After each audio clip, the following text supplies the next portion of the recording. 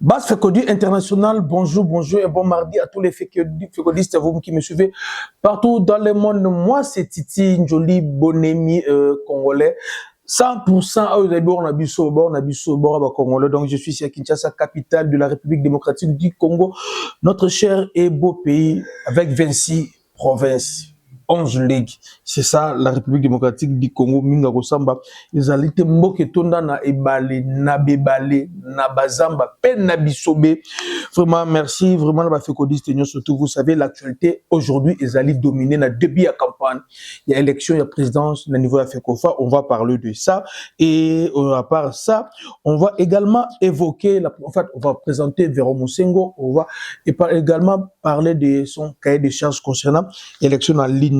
Foot, on parlera de ça, les rejets d'autres candidatures et le nouveau règlement FIFA Oyo a promulgué depuis le 28 avril. Vraiment, on va essayer de parler d'autres groupes, groupe de niveau équipe nationale. La Ligue Foot également, on parlera des dates très importantes à retenir pour la publication, il y a liste.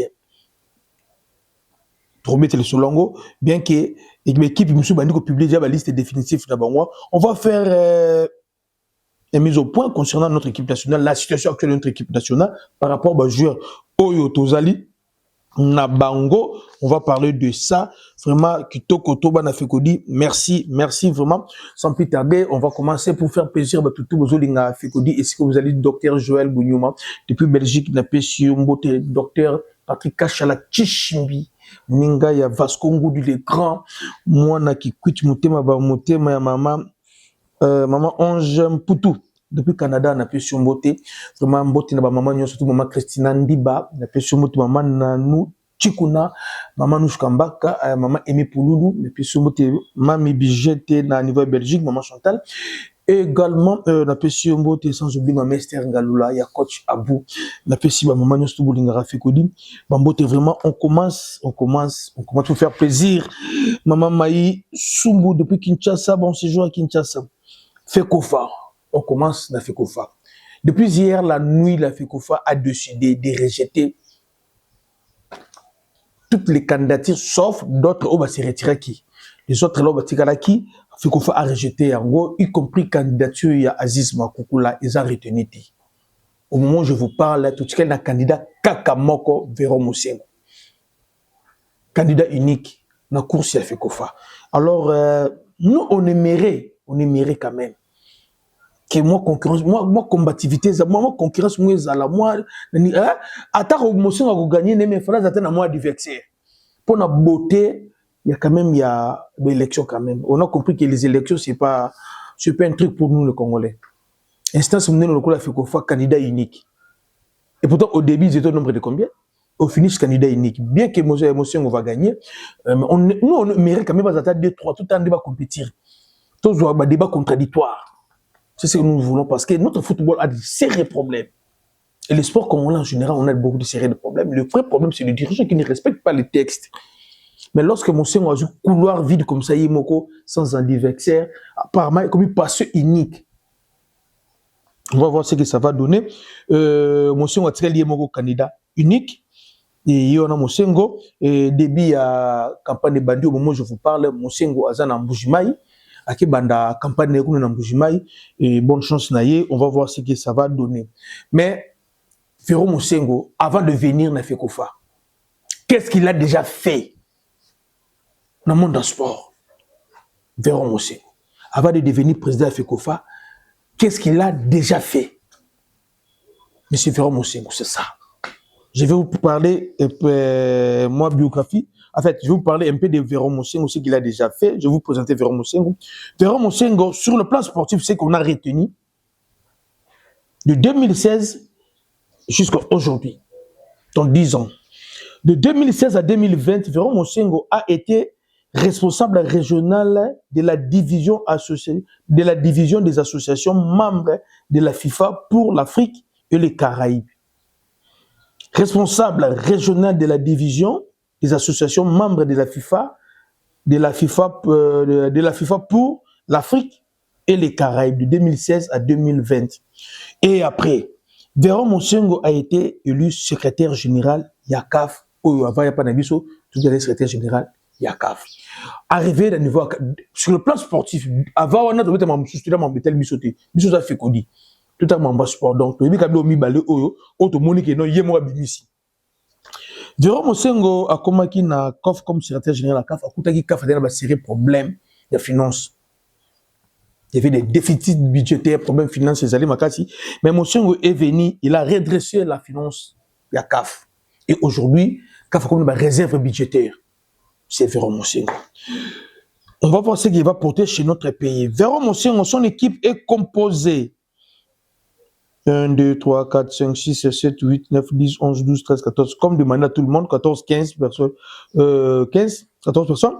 Il y a lui-même Véron Monsengo, Amadou Diaby, il y a José Doni Wawa, je pense que tu as José Doni Wawa, Monsango Lolo, il y a Bélor, je pense, il y a Lolo Boyebi, Singa Baenge, Kisiko Amba, Ngoy Mulata, Lelo Mayasi Loi, Lelo Maui Mayasi Loi, Kamwena Lubamba, Lubamba Kamwena, Joseph Kapongo, un ancien de l'INAFOOT, je pense, il est TP Mazembe actuellement, je pense, et Ngia Malupuana, Masumbuku, Solange, Madame Solange Masumbuku, Kalala Ntsatu, Lukusa, Kajinga, et Lukusa, Kajinga. Nakotala la mouture naye, mais il y a des noms. Faut convaincre peut-être Batou qu'on se dise quand même la vérité. Tel que Messi, José Daoni Wawa, c'est pas quelqu'un présenté dans le monde du sport et du football à RDC. José Daoni Wawa, coup de chapeau, naye côté Kuna, il y a lui, il y a Lolo Monsango, côté formation, bah, jeune. Vraiment, président Bedi Mbenza, Mbokan également aussi. Bien alors, côté Kuna, vraiment, tout ça, bonne chance. Côté Kuna, hier, il avait animé une conférence de presse ici à Kinshasa, où il a parlé dans 4 ans, dans le mandat Naya Liboso, de budget et qui est comme là, il a projeté un budget, il y a 24 ou 25 millions de dollars. C'est fait fois, ça donne un budget. Ce genre de ligue de jeunes, la coûte qui 44 $. Bah, 2 $ au katana. Bah, 1 $ au katana. Lui, il a dit dans 4 ans, il va amasser, il va totaliser 24 à 25 millions de dollars. Il a budget, ça serait une première budget, et comme on a fait Kofa, il a dit il va donner 3 600 000 $ dans le football féminin. Ma promesse. Il a promis, il y a comme il va dans l'IFKING, dans l'INAFOOT.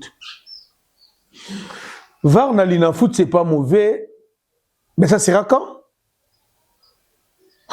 Na basta ne biso kutu kuri katana nango. Bon, le groupe électrogène.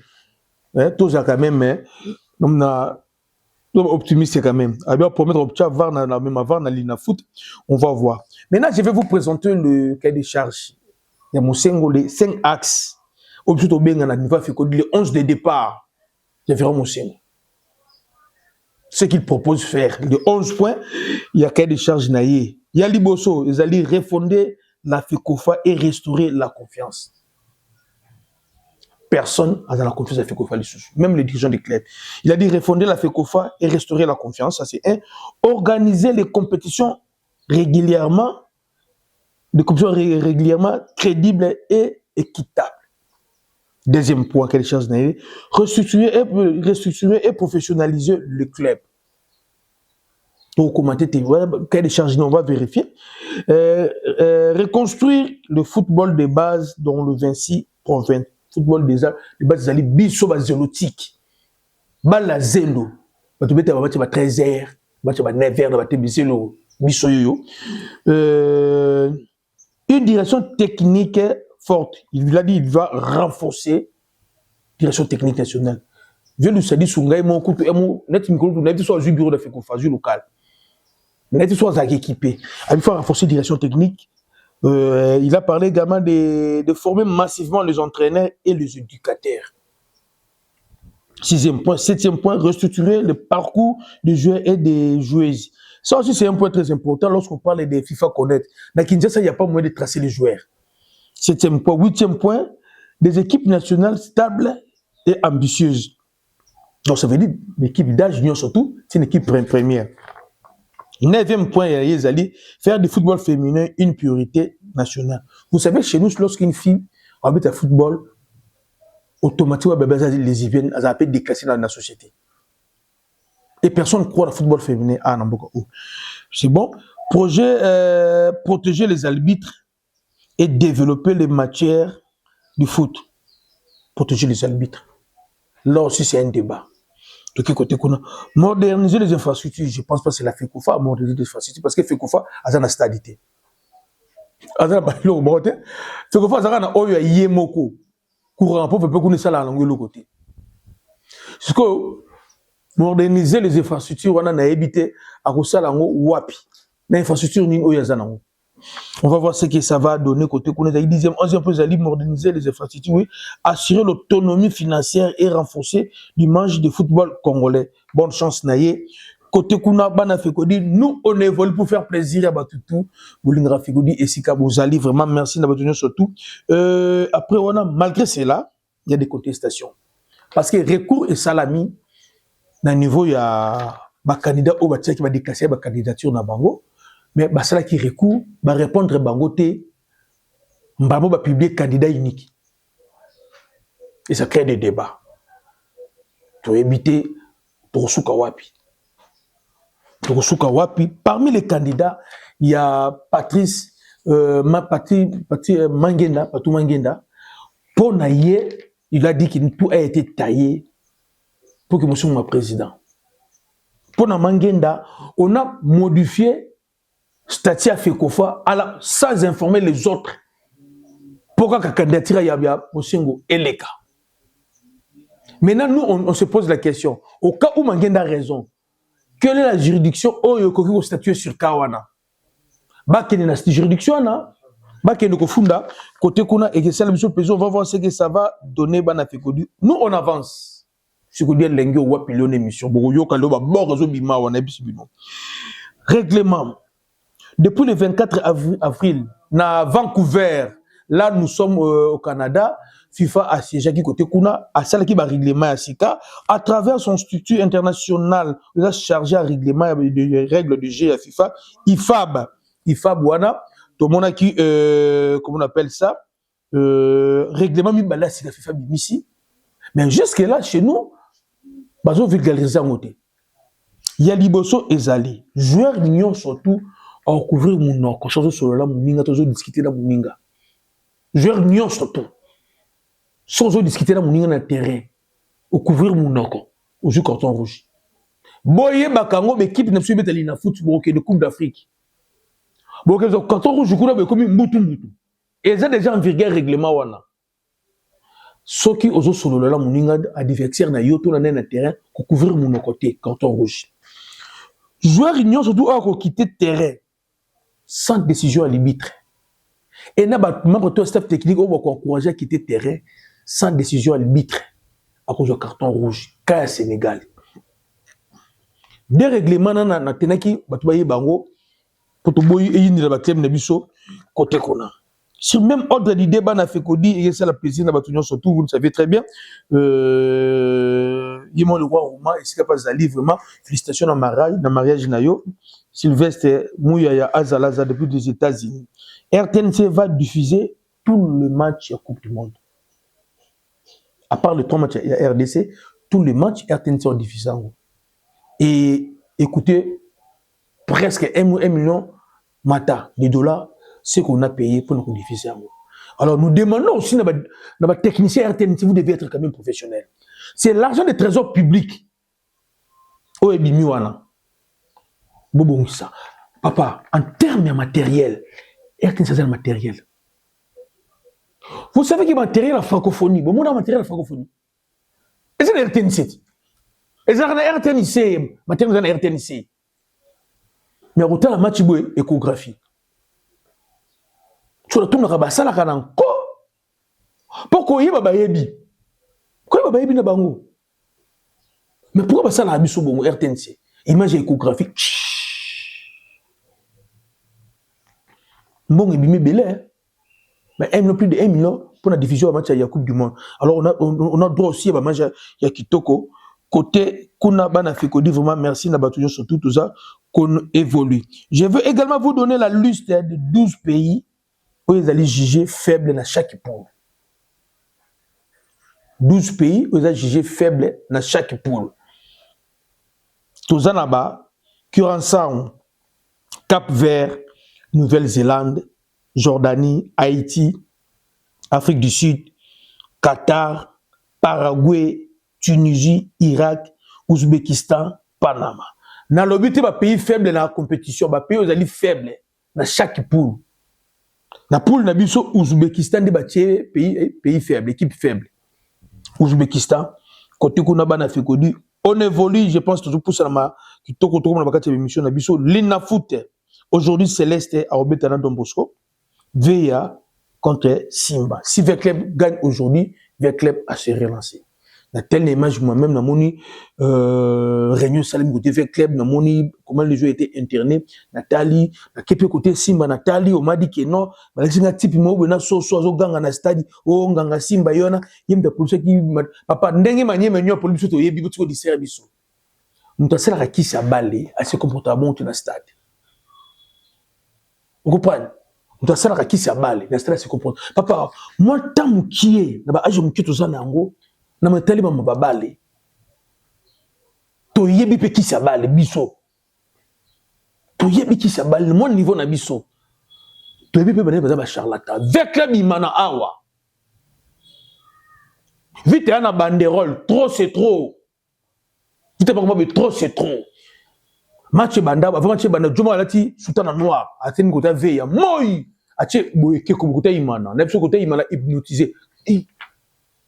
Vite, on a trop, c'est trop. Mathieu, il m'a kangama. Mais il y a temps, il y a un guide. Alors, il faut vite à poto. Jonas, surtout, Mariano. Alors, qui m'a makala, m'a kono, makolo, makolo. Qui s'abalé, ils ont kachité. Bah, joueur à Simba, Bobi Mala, bah, Vantirona, Wachana Bino, Bobet, la nouvelle, n'a fait club normal. Mais c'est ça qui tourne. Vous gagnez Manier Meignon, vous savez l'exploit parce que ça fait combien d'années Manier Meignon a qui ça 4 buts. Et dans la Coupe d'Afrique. Vous avez réussi Marie contre Manier Meignon 4 buts. Comme contre Vita, on va vous faire croire que non Gangamom de Gantebino. Gagné à Gantebino, joueur Yassima de Colombie. Bobo Manana Veya. Mais bon, il y a que Veya à Moutoumoukwab. Match à Lelo. Après, on a que Veya à Moutoumoukwab. Oh, vite, ça n'est Arsenal. A Kendara na ma journée coupe te papa. Veya za so e mo no, ya loye na Veya. Pour vite la sa opération commando. Boy bien go.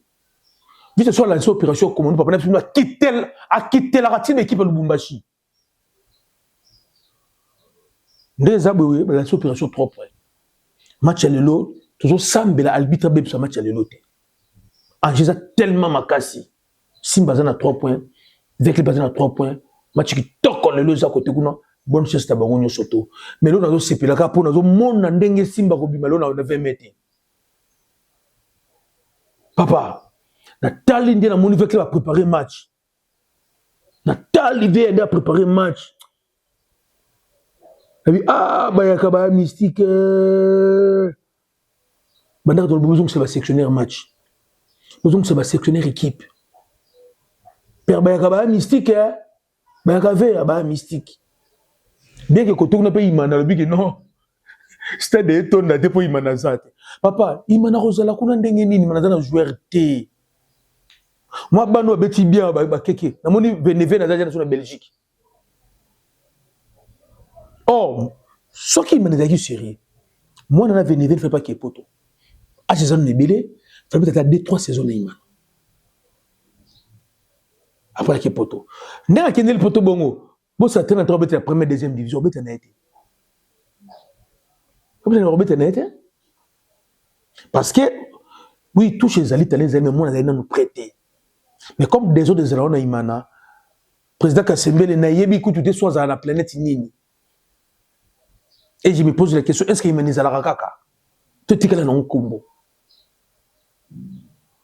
Bonne chance d'abord côté kuna na veille à côté kuna plaisir ya kitoko trop bana fekodi on avance liste ya Bosnie et Herzégovine et Bimaki abimsa liste naie Tout le monde tout le monde liste ya Bosnie et Herzégovine nenge bimi bon moni côté kuna batumbutu ezandenge nini bana fait quoi que vous avez dit que la liste provisoire sera publiée. Qui vous avez dit que la date de 11 mai va publier la liste. Voici les dates. Le 11 mai, il y a qui délai Oyo, chaque nation qui fait la Coupe du Monde atteint la liste provisoire. Et la liste là devait être de 35 à 55 joueurs. Et la liste provisoire, ce n'est pas obligatoire de publier. Tel est notre cas. Ce n'est pas obligatoire. Dans la liste wana, selon les règlements FIFA, il faut mettre le nom de minimum 4 gardiens de but. Raison pour laquelle Boyoka Kikeo, comment s'appelle, Berto, a retenu. C'est normal. S'il faut prendre 4 gardiens de but, on va prendre Berto. On a Lionel Passy, on a Mathieu Polo, on a Pouloulou, Mayoulou, comment s'appelle, Fayoulou et Berto. Raison pour laquelle, tant Boyoka Kikeo, oui, Berto a la liste présélectionnée. Si on faut prendre 4 gardiens de but, là, on ne va même pas faire des calculs. On prend Berto. Il ne faut pas oublier, c'est nous les titulaires. Après, il peut se un club. Donc, même au moment où je vous parle, moi, je vais vous confirmer, avec ces artistes, dans la liste de présélection qu'on a envoyée dans le niveau FIFA, comme il y a Dimitri Berto, ils en ont 4. Comme on a ils en ont 4, Dimitri Berto. Parce que la FIFA dit minimum 4 gardiens. D'accord. Ça, c'est de 2. Le 24 mai, c'est la date victoire au club Union surtout. Il faut libérer les joueurs. À l'exception de l'équipe qui a fini la Ligue des Champions. Comment on appelle ça? Arsenal doit mettre dans Saint-Germain. Le reste, partout, il faut libérer les joueurs. Ça, c'est un. Déjà, le 24 mai, on a chez nous déjà, et que ça va arriver, il y a des joueurs à Kinshasa. Première rotation, deuxième rotation. Pourquoi? Parce que le 26, nous avons la cérémonie le 20 mai. Côté Kona. La date limite pour nous dévoiler la liste définitive, c'est le 1er juin. Bon, quand on a la date, c'est le 1er juin, la date limite. Si on publie la liste, c'est le 1er juin. Donc, décembre, on va ni bongo. À revoir, on a pas publié la liste. Bon, tenir rigueur, la date limite, c'est la FIFA, c'est le 1er juin. Là, il faut publier 23 à 26 joueurs. 23 à 26 joueurs. Mais chez nous, ça va créer un problème. On ne peut jamais publier la liste définitive le 1er juin. Pourquoi? Posez-moi cette question, je vais vous répondre avec beaucoup de plaisir. Pourquoi je dis ça? Parce qu'on aura cérémonie les 26 ici à Kinshasa. Donc les joueurs seront décorés et les joueurs, il faut pas. Donc notre liste sera publiée avant de Rwanda. Ça, c'est un. Il faut retenir. Maintenant,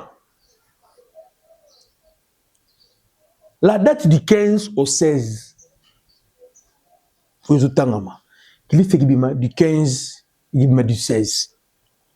Décembre a déjà créé le Comoro tout autour de publication à liste. Décembre. Il a déjà créé quelque chose tout autour de publication à liste. Au moment où je vous parle, la liste haute Tindaki. Décembre, Ebiango, Adjona Ebiango, Dodo Lando Ebiango, Feko Fape Ebiango, Venabiso Nani, Nusadisu, coach Nusadisu, Ebiango.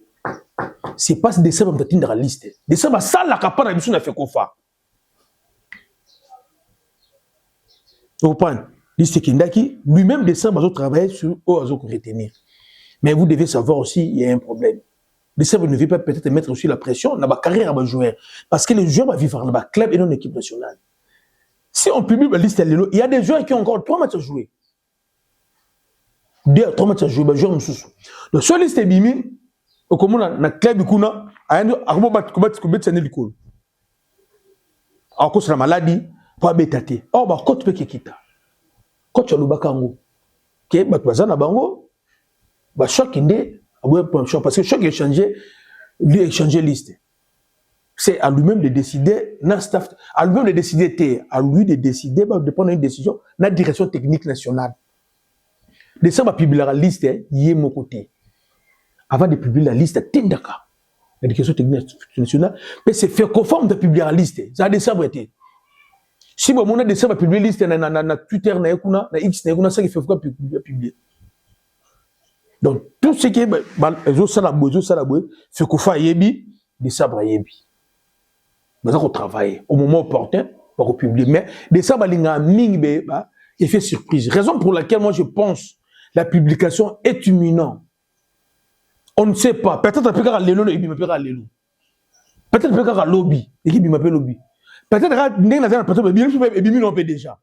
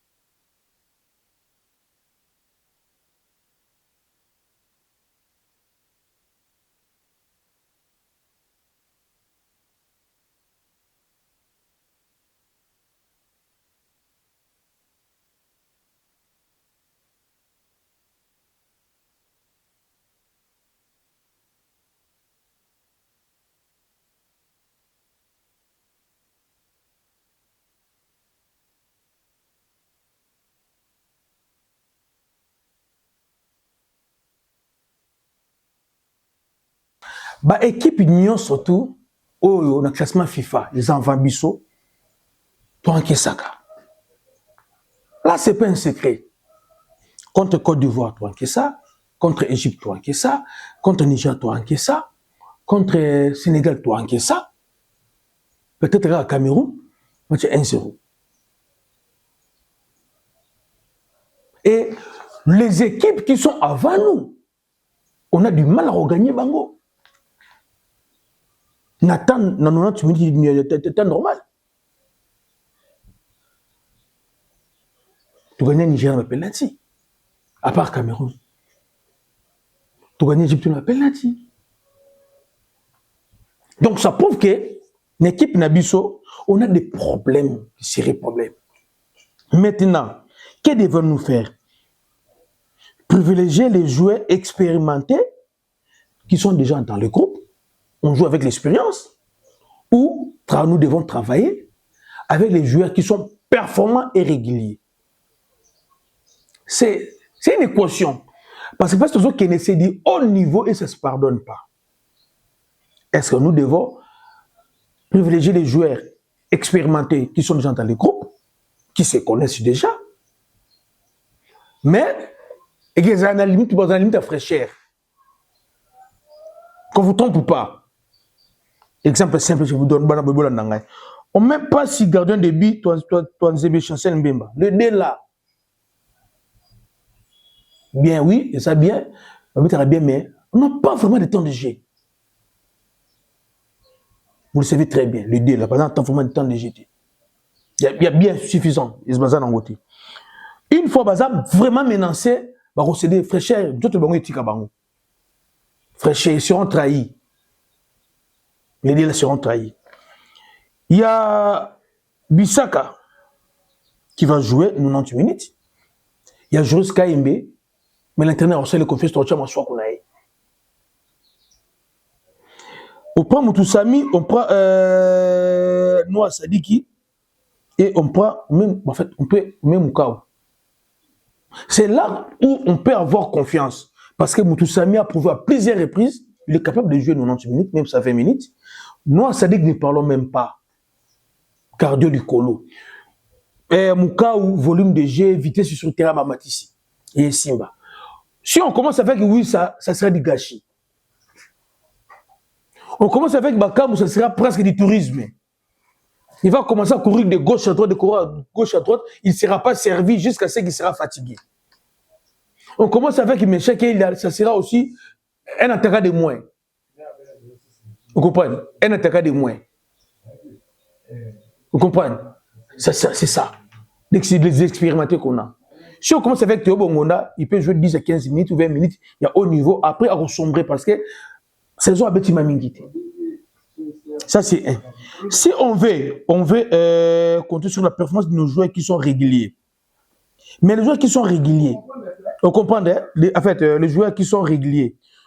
Si on commence avec Mathieu et Polo, on a l'assurance. On met Bouchiri et Kapwadi. Il n'y a personne qui peut se avoir confiance. Axe. On laisse Bissaka, on prend Joris Kaimbi, non Panzi. Le deux là, au moins, on pose vraiment confiance.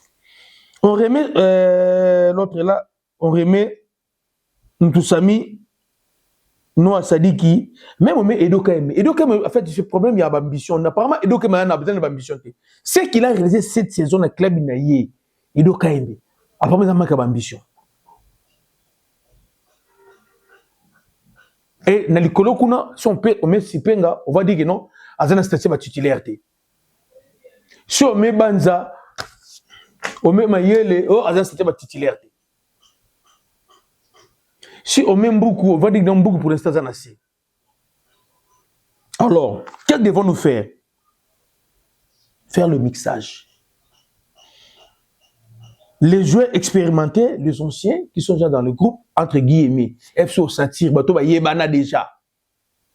Tout ça, c'est bango. Tout ça, bango ndambu. Tout ça, c'est jeune oyo, bada performant régulier, la club, tout ça, c'est bango. Attends, tout ça, fusion, bomi balé. Vous allez comprendre, on aura toujours besoin de renfort. Pourquoi je dis ça? On aura besoin de fraîcheur dans le couloir gauche de Bissou.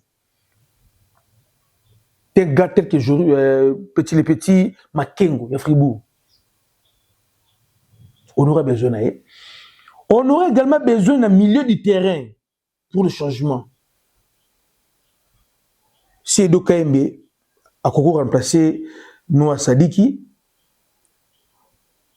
ce n'est pas un problème. Parce que les gens ne font plus vraiment confiance à Piquet.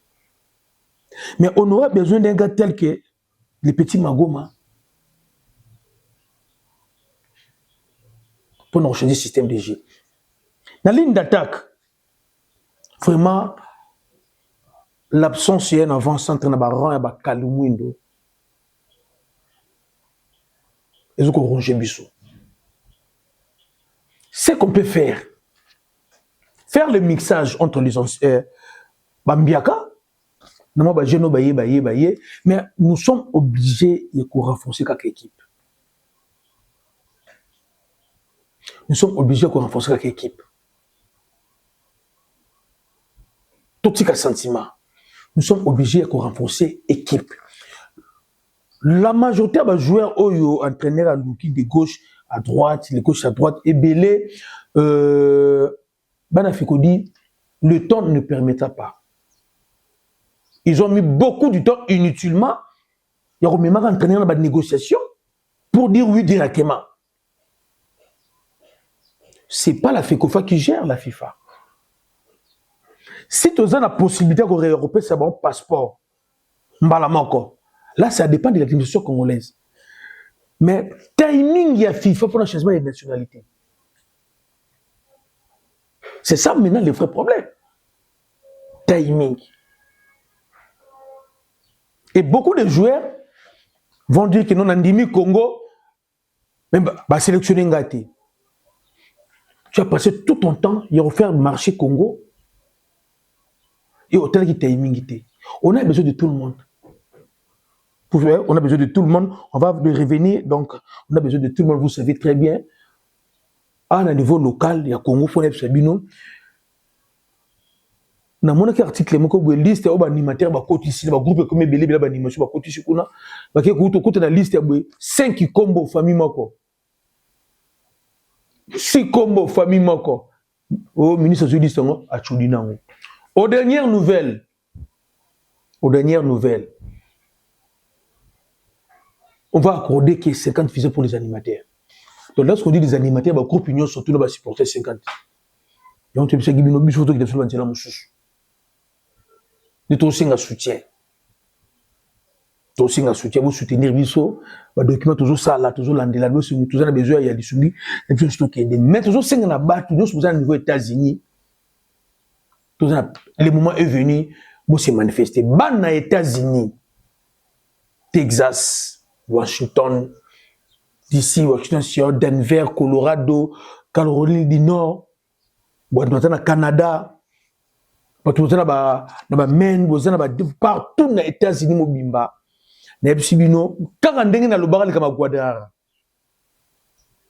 Opération Kabassé les alliés, supporter c'était RDC. Opération Kabassé les Amakasi. Il ne faut pas causer là. Babillé, wana. L'État qu'on doit prendre ça en charge en distribuant. Alors nous tous, nous savons que non, jour de temps au coma, et je pense, les gens qui seront sur place dans Houston, peut-être qu'ils vont habiller jour à match. Mais d'après les informations ma passé sur place à Houston, comme tu as Mobimba côté qu'on a vraiment merci bon côté Atlanta. Côté Houston, il y a toujours même problème côté dans Guadalajara dans Mexique. Lanterne organisation. Le gouvernement congolais à travers le ministère des Sports lanterne. Là sur il fallait tout ça là Canabiso, fan zone Abiso. Il y a dit beaucoup de perdre en haut. Pourquoi te perdre en haut? Bon on peut ses activités dans la salle wana. Ça me contient 1000 personnes pour perdre en haut. Il y a mis peut-être qui te perdre les sous. Ambassade à Zanambon européen, je profite aussi pour saluer notre ambassadeur à niveau Abidjan, papa Gilbert Naï Anabi également, à Motesigo Zel côté Kuna. Ambassade à Zanambon européen en charge. Et je ne sais pas quand est-ce qu'un ministre Rosala après, il retient là-bas un bon base de peste au Sala, fan zone RDC, une fois Houston. Parce que le quartier général c'est à Houston. Il faut que fan zone Nabiso. Et jusque-là, on n'arrive pas aux enfants de zone parce que Mbongo est athée. Papa, ah, tout sur la bisomona bisomoko. Mbongo est athée. Yango zomona jusque-là, fan zone des autres matés. Les gens m'appellent. Batoiston balobindeni. Batoiston balobandeni ni côté préparation, bazana est l'autre côté. Ambassade na bisopé, ba pesi na bango Mbongo pété. Et pourtant, tu as vu que Mbongo est bimanango. Pourquoi tu es toujours en retard? Ouais, le so bazwa ki wana, ba biso ba président bazwa ki yango. Ça le so bazwa ki depuis président bazwa yango. Ouais, mi balé, match ezaka biso to beta na histoire. Est-ce que vous voyez bien? Ezaka biso té bazwa yango.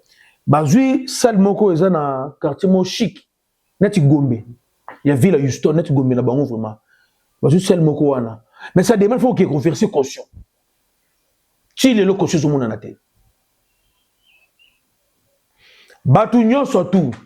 Opesa ki Mbongo, pas animation, groupe d'animation, pas papa Voloko, papa Malula, Mundele Ndundu, Abalola, Banani. Bon, on va visiter États-Unis. Bon, qui récupère mon abino.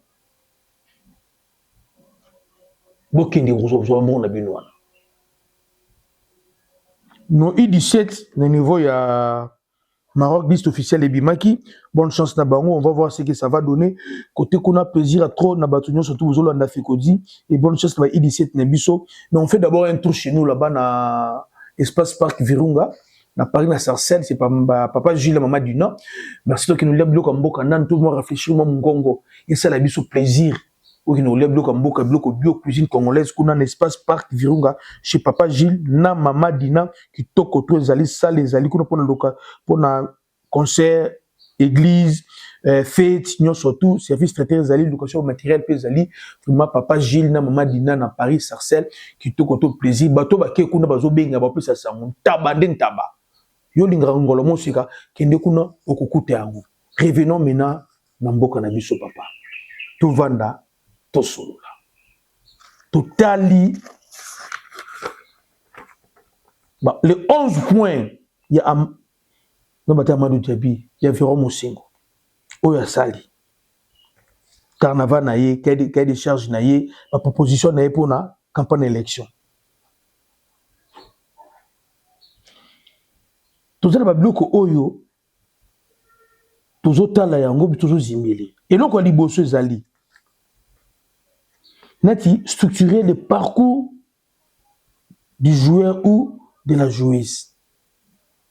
Papa, nous sommes le seul pays au monde où les joueurs remettent la 2 licences en Imoko, le même championnat.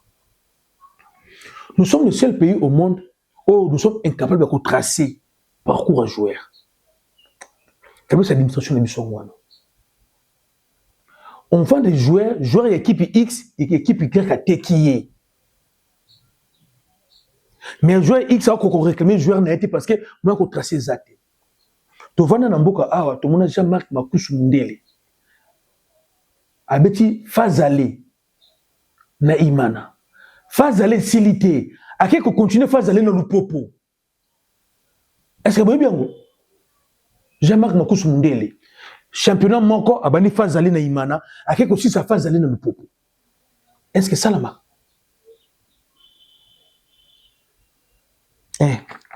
Comme tout le monde y a un organisation de compétition régulièrement, comme si elle est crédible et équitable. Les nafouts, ils ont régulier les sous-sous, ils ont régularité, ils ont peu équitable les sous-sous. Pourquoi je dis ça? Les nafouts, le vrai problème à les nafouts, oh émotion, il faut abandonner Bouddha. Il faut qu'on baigne les entraîneurs nganga. Entraîneurs nganga. On a travaillé système de jeu, entraîneur dans son match panganga. C'est ça le football congolais. Championnat Ezala crédible et équitable. Championnat Ezala crédible et équitable pendant que les arbitres ne sont même pas considérés. Combien gagne un arbitre à l'inafoot? Combien gagne un arbitre à l'inafoot? Qui gère les arbitres aujourd'hui?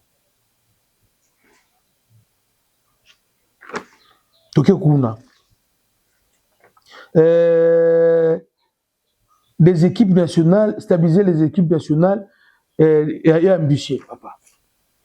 Alors, on parle des équipes nationales stables. Oui, toi, tu comme l'équipe de Jérôme Kobeta, et comme Kobeta, mais il y a un problème. Il n'y a pas un bon projet pour l'équipe d'âge. Raison pour laquelle Bazanga a même équipement au Lata. Ces jeunes n'ont pas de primes. Refonder le football à la base. C'est l'équipe d'âge, football féminin. Papa. Moi, j'ai l'impression que Véron Moussiongo va faire, en fait, dans 4 ans, Oyo, par rapport au point Oyo, et énuméré Bissoawa, dans 4 ans, il sera incapable de réaliser ça. Mais on va voir d'abord ce qu'il va nous donner, comme, nous montrer comme. Attends, tout en hors salle. Parce que ma belle est dans le football congolais tellement en 4. Vous savez que toi qui es Coupe du Monde, il y a des gens qui ne sont pas d'accord avec nous. Et bien, parce que nous, toi qui es Coupe du Monde. Et bien, se plaît. À quelle ça campagne abandonnée dans Mboujimé, c'est pas mauvais. C'est que nous, nous ferons au Sengo. Aboma Ligue 1, Aboma Ligue 2. Sommes-nous championnat ni nous la Ligue 2 dans 70 équipes. Est-ce que vous voyez bien Ligue 2? Il y a tellement combien de zones? 4 zones. Chaque zone négocie sur 22 clubs, sur 22 blocs. Ligue 2 dans 70 équipes. Ligue 2 dans 70 équipes. Bakabou dans 4 zones. Oui, Bisangai. L'Inafoot Yemoko. Ah, vous avez 10 équipes, comme vous avez 12, non? L'Inafoot, vous avez 22 équipes. Attends, pourtant, si on a champion, vous avez 22 équipes.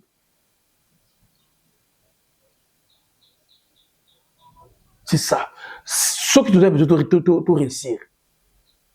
Il faut que vous ayez Ligue 1, que vous ayez Ligue 2.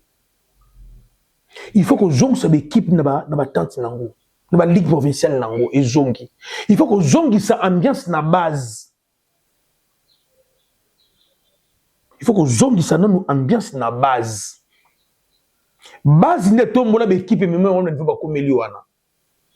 Au cas où on base, c'est une balle de Kofi. Ce qui vit à zone de pesquine, na imana. Na bilime ke lamuka. Équipe ke zonga. Vous allez voir que non, ah on a Kinshasa et Ningana, ma province surtout qui Ningana. Après là, toujours une formule il ne faut pas kala. Tout côté ba playoff. Ce qui va moni bongo, bongo format mon sous salama, mais il faut ba vite na ba imana, ba zonga na ba ligue provinciale na bango. C'est ça les vrais problèmes. C'est que nous demandons à Amadou Diaby Yangwana. Dans ma Amadou Diaby na Moussengo Yangwana. Moussengo va venir mbongo ke monana. To ebi ban train de bi jande cop ezali. Mbongo ke bi melango ke monana. Mais le vrai problème, ce qui a réussité, batu bazonga na stade. A okutera na même problème auto telemla au mari, to telemba to kono. To telemba pe ka Moussengo biso. Notre football, tant que nous avons un stade, ça passe. Il ne faut pas oublier, aujourd'hui, championnat régulier et équitable. On doit tout faire, trouver une place. Il y a l'INAFOOT, championnat national, Paris Foot. Il faut l'INAFOOT côté Wana. Comme on n'aura pas le pouvoir, il y a que boya ba l'INAFOOT na bangenge comme bangenge bete ba Paris na ba winner, il faut que l'INAFOOT to s'organiser l'INAFOOT kota wana. To soki ba boyi était comme là mais ko jouer le Cameroun. Il faut qu'obliger ba l'INAFOOT na bangenge on a bas sponsoriser championnat national. Yangwana Toloba, pour ce que nous sommes sous Kabana Fegodi, vous devez savoir, est-ce qu'il y aura des surprises? Publication liste. Oui, surprise exacte. Non, non, la surprise, c'est ça le problème. Les gens ont besoin de garder côté surprise. Pour éviter. Il y a des le 3 juin, il y a à Liège. Le 3 juin, tout Congolais dans Liège. Mais les 26, surtout, c'était Raphaël. Donc, il y a des côtés qu'on a, tout le monde se stade. Fécoli Tozali, Bana Bazo, Bazo Benga, Bazo Kaboy, Bapona Bavarez, oui, Fécoli Nazali, Wana, Ngana Sombe la Kabato Bavarez, ou Batina Rambo, Natine Rambo, Kaka Varez original. Natine Rambo Varez, Yambatati. Ce Varez Yambata, Luka Moutumsa Sombe là. Si vous avez besoin de Varez original, dis non Sombe là. Boyo qui fait que fait un bon côté, au bord de faillite. Mbonga ba mayo nem de Moussumba ba papier duplicateur, ne fait que fa biki ba encre. Et vous avez facture, mais facture à courant. Alors, ce qui a fait qu'on dit, on doit faire ça le coup tard. C'est qu'il faut vivre un dé. Vous comprenez? Donc, la liste est éminente. Liste de makanamité et yebanité. Mais là, ça dépend de ça. Bandé bazo canal le sadis, son boss, le sadis. Mais vous devez savoir que la liste est éminente. On ne sait pas. Peut-être que vous m'appelez à l'élo. Toujours c'est là. Vous devez savoir. Déjà la liste wana. Ntaliboso na tengeli bino. Bientôt, dans la liste wana. Liste à boza koloba, et la liste va présélectionner. Liste définitive ina noté. Bientôt déjà na kati. Tombi so bakati na suka. Aux dernières nouvelles, na étude pe banza pas na kati. Banza. Quand tu la liste à 26 banza zali. Maïl n'est pas Zali. La liste à 26 Banza Zali, Maïl a Zali, Bakam pas Zali. Moutazate Mtaliboso liste à 26. Baye. Azate. Nga qui a besoin de Bundana Kalou. Tandis que c'est Kalou l'objet mondialité. Baye.